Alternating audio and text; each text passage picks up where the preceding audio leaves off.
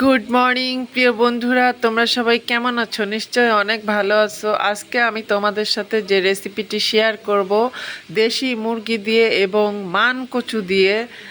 তোমরা দেখতে পাচ্ছ আমি একটু জিরা, একটু রসুন, একটু শুকনো মরিচ, একটু আদা শিলপাটায় নিয়ে নিয়েছি। এটা আমি বেটে নিলাম বন্ধুরা, তোমরা দেখতেই পাচ্ছ। বন্ধুরা তোমরা দেখতে পাচ্ছ আমি মশলাটা বেটে উঠিয়ে নিয়েছি। তোমরা দেখতে পাচ্ছ দেশি মুরগি, মান কচু এবং মশলা বাটা। আমি একটু নুন এবং হলুদ গুঁড়ো আর কিছু দারচিনি। আমি এখন তেলটা গরম হয়ে গেছে বন্ধু, তেলে আমি লবঙ্গ, দারচিনি আর এলাচ দিয়ে দিলাম বন্ধুরা।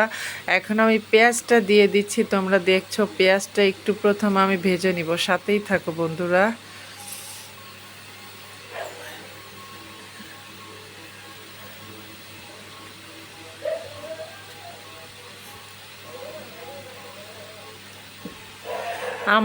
আমার রেসিপিটি যদি তোমার ভালো লেগে থাকে বন্ধুরা, তোমরা চ্যানেলটি সাবস্ক্রাইব, লাইক, কমেন্ট, শেয়ার করে পাশে থাকবা বন্ধুরা।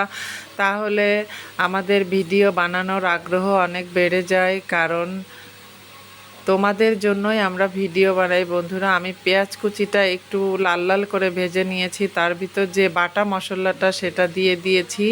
এখন আমি দিয়ে দিচ্ছি বন্ধুরা একটু নুন এবং হলুদ গুঁড়ো। আমি মশলার সাথে আমি ভালো করে কষিয়ে নেব, তোমরা সাথেই থাকো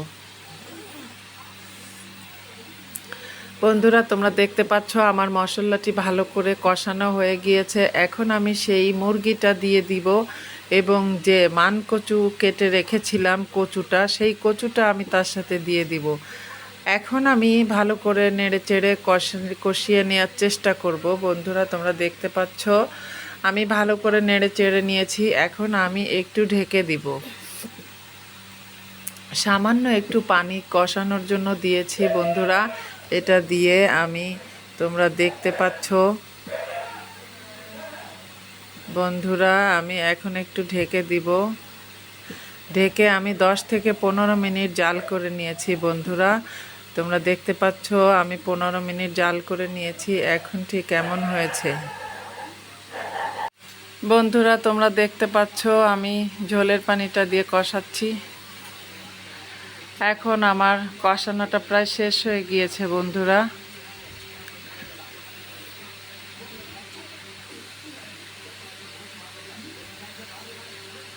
বন্ধুরা আমি আরেকটু ঢেকে দিলাম, আমি আরও 10 মিনিট কষিয়ে নিলাম। দেখতে পাচ্ছ তেল ফোটা ফোটা করে আমি কষিয়ে নিচ্ছি বেশ ভালো করে। আমার কষানোটা শেষ হয়ে গিয়েছে। এখন আমি ঝোলের পানিটা দিয়ে দিচ্ছি বন্ধুরা, সাথেই থাকো, দেখতে থাকো।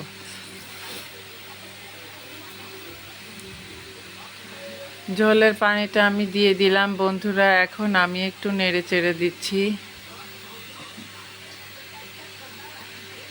এখন নেড়ে চেড়ে দিচ্ছি বন্ধুরা। দেখতে পাচ্ছ আমি 10 মিনিট নেড়ে চেড়ে দিয়ে ঢেকে দিয়েছিলাম। 10 মিনিট পরে আমি ঢাকনাটা সরালাম। তোমরা দেখতে পাচ্ছ আমি এখন আর একটু ঢেকে দিব বন্ধুরা। আমার আর একটু ঢেকে দেওয়া শেষ। এখন তোমরা দেখতে পাচ্ছ আমার তরকারিটা রান্না শেষ হয়ে গিয়েছে। আমি জিরের গুঁড়া দিয়ে দিচ্ছি বন্ধুরা। জিরের গুঁড়াটা দিলে ফ্লেভারটা তরকারির ভিতরে চলে যায় বন্ধুরা, খুবই মজা লাগে। তোমরা দেখতে পাচ্ছ যে আমার তরকারিটা হয়ে গিয়েছে বন্ধুরা। জিরার গুঁড়াটা দিলে তরকারিটা খুব মজা লাগে, যেহেতু কচু দিয়ে, দেশি মুরগির গোশত দিয়ে।